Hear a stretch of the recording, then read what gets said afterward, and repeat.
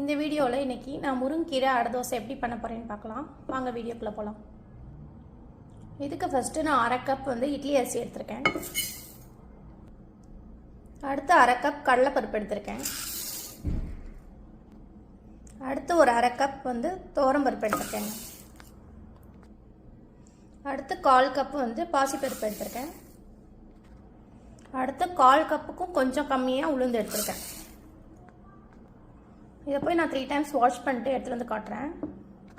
இப்போ நான் இதை வாஷ் பண்ணிட்டு வச்சுருக்கேன். இதில் நம்ம காரத்துக்கு தகுந்த மாதிரி சிவப்பு மிளகா ஆட் பண்ணிக்கலாம். நான் ஒரு 3 ஆட் பண்ணியிருக்கேன். இது ஒரு 3 to 4 hours ஊற வச்சுக்கலாம். இது இப்போ 3 hours மேலே ஊறிடுச்சு. நம்ம இப்போ மிக்சியில் போட்டு அரைக்கலாம். அதுக்கு ஃபஸ்ட்டு நான் மிக்சியில் கொஞ்சம் சோம்பும் 1 டீஸ்பூன் சோம்பும் அப்புறம் சின்ன துண்டு இஞ்சும் போட்டிருக்கேன் டைஜஸ்ட் ஆகிறதுக்காக.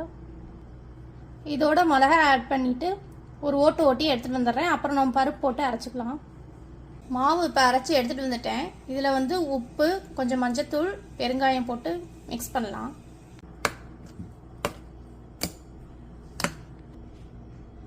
இப்போ இதில் சின்ன வெங்காயம் இருந்தால் கட் பண்ணி வச்சுக்கோங்க. சின்ன வெங்காயம் கிட்ட இல்லாதனால பெரிய வெங்காயம் கட் பண்ணி வச்சுருக்கேன். கொஞ்சம் கருவேப்பிலை கட் பண்ணி வச்சுருக்கேன். இது எல்லாத்தையும் இதில் ஆட் பண்ணிக்கலாம்.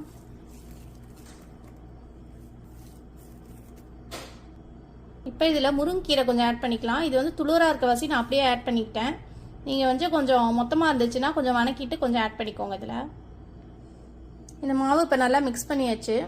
இப்போ நம்ம இந்த அடையை ஊற்றி சாப்பிட வேண்டியதான். கல்லு காஞ்சிருச்சு. இந்த மாவு ரொம்ப நைஸாக அரைக்கணும்னு அவசியம் இல்லை. உங்களுக்கு மெலிசா வேணும்னா மெலிசா ஊற்றிக்கலாம். கொஞ்சம் திக்காக மொத்தமாக வேணுனாலும் ஊற்றிக்கலாம்.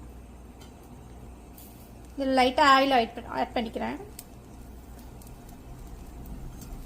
இதை மூடி வச்சுட்டு மீடியம் ஃப்ளேமில் வேக வச்சுக்கோங்க. இது கொஞ்சம் நேரம் வேக டைம் ஆகும்.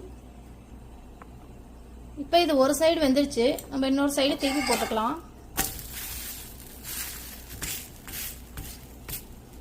திருப்பி போட்டு சிம்மில் வச்சு கொஞ்சம் வேக வைக்கலாம்.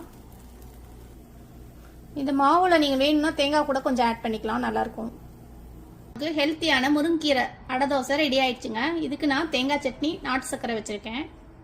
இந்த அடை தோசை எங்கள் வீட்டுக்கு யார் வந்தாலும் எங்கள் அம்மா இதுதான் பண்ணுவாங்க. இது எங்கள் வீட்டோட ஃபேவரட் ரெசிபி.